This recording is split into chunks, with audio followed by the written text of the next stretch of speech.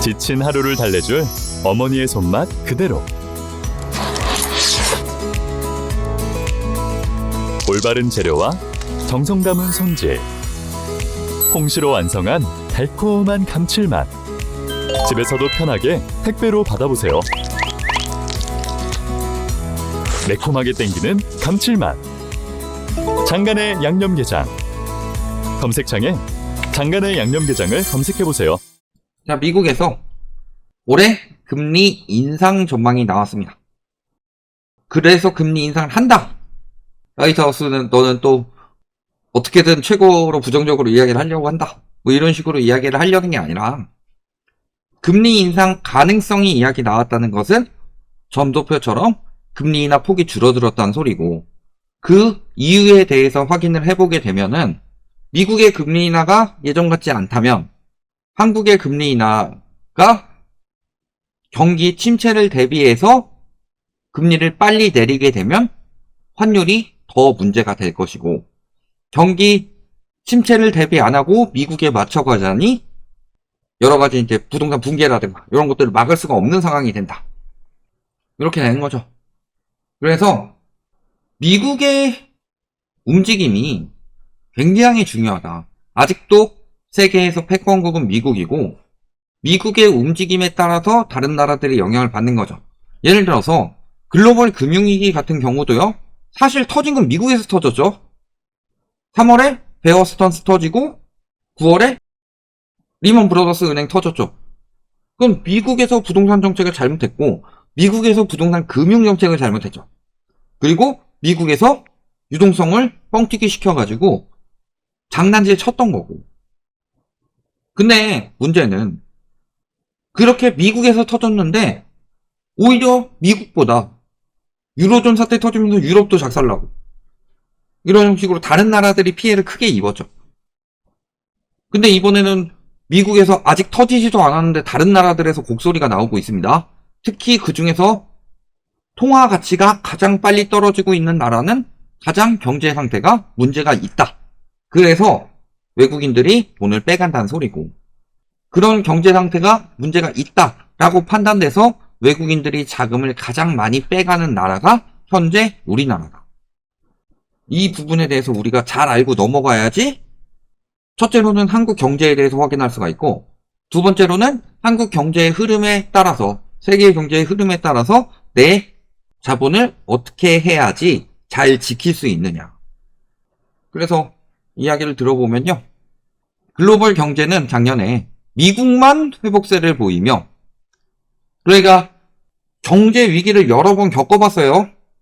IMF나 글로벌 금융위기, 그 이전에 오일 쇼크라든가 일본 위기도 있었고 여러 가지 경제 위기를 겪으면서 사람들도 배운 게 있는 거죠. 자금이 이때는 어디로 이동한다? 미국으로 이동한다. 그래서 미국이 빠른 회복세를 보일 수 있었던 거죠. 그 상황에서 캘리포니아 경제학과 교수님께서 무슨 이야기를 하셨냐? 트럼프의 경제 정책은 미국 경제에 재앙이 될 것이다. 왜? 역시 인플레이션 때문이겠죠. 그래서 12월 금리 인하, 저번 달에 했던 금리 인하가 마지막이 되더라도 놀랄 일이 아니고 오히려 다시 금리 인상이 나타날 수도 있다 라고 경고를 한 겁니다. 제가 여러 번 말씀드렸지만 오일 쇼크 때를 생각을 해보면 되죠. 1차 오일 쇼크가 끝나고 어느 정도 물가를 안정되었다고 판단을 한 것, 그 다음에 금리를 내리기 위해서 물가가 안정되었다는 지표를 더 많이 냈죠. 물가 통계를 더 낮아 보이도록 유도를 했다. 그래서 이를 토대로 금리를 내리니까 무슨 일이 벌어졌다? 인플레이션이 다시 살아나기 시작했다. 그래서 생겨난 게 2차 오일 쇼크다.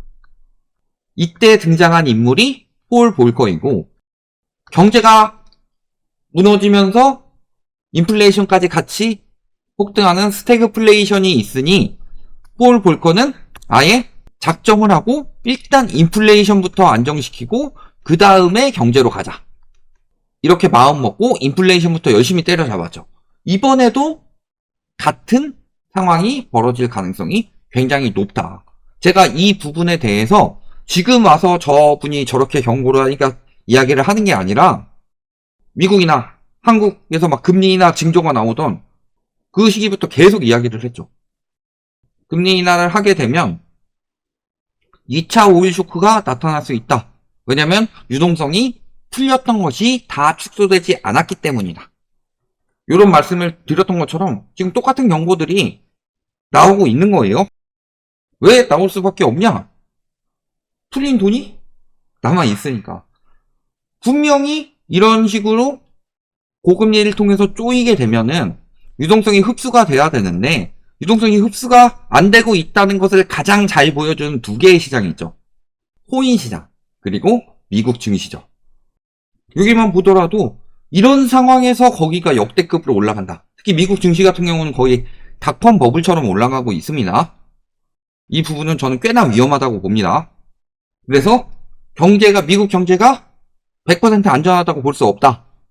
미국 증시로 돈 넣는 것이 물론 한국 증시보다는 100배 낫지만 위험할 수도 있다. 그래서 제가 미국 채권이든 미국 증시든 딱 집어주지 않고 그냥 달러를 모으시는 것이 가장 안전하게 모으는 방법이다. 이 말씀을 드렸던 것처럼 딱 거기서 유동성 지표들이 나오고 있다. 근데 일단 겉보기에는 미국 경제는 어때요?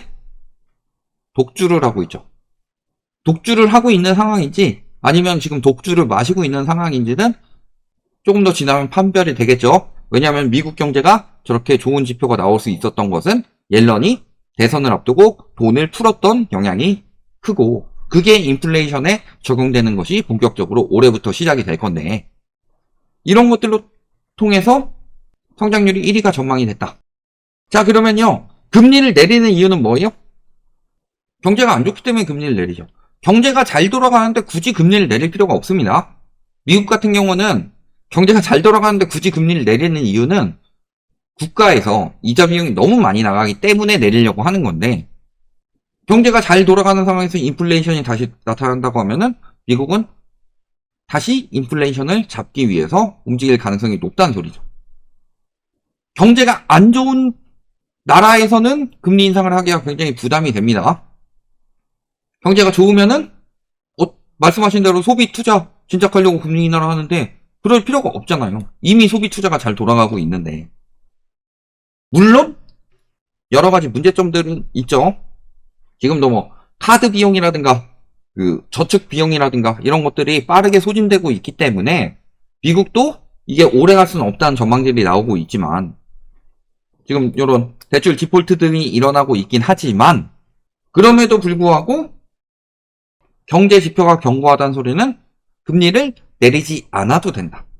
올리는 것까지는 나중에 생각을 하더라도 인플레이션이 어느 정도 자극되느냐에 따라 달라지겠지만 적어도 그만 내려도 된다.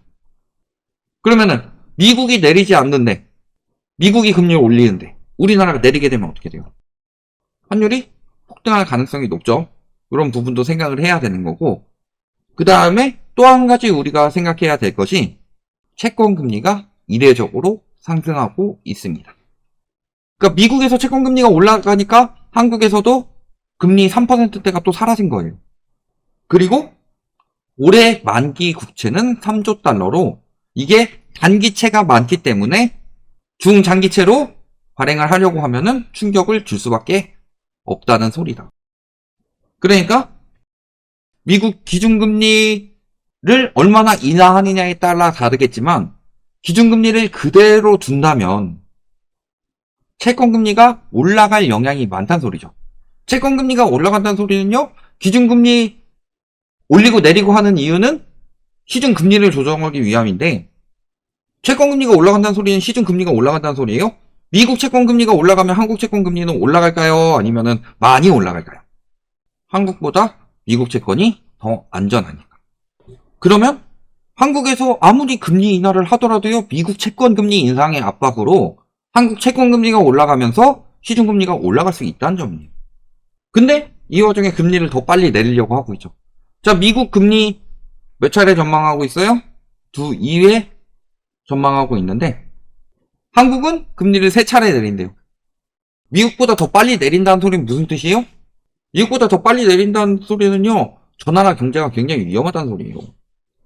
보통은 채권 시장에 돈이 들어와서 채권 가격이 올라가게 되니까 그 부분을 보는데, 경제가 굉장히 안 좋아져서 주식시장에서 빠져나가고 환율이 튀게 되면은 채권에서 수익이 나더라도 미미하고 환차익에 비해서 미미하게 되면은 손실이 나게 되는 거죠. 그러니까 외국인들이 쭉쭉 빠지는 상황이 되는 거다. 근데 이 와중에도 계속 뭐 금리를 더 많이 내리느니 더 빨리 내리느니, 금리가 아니라 다른 걸로 해야 되지 않아요?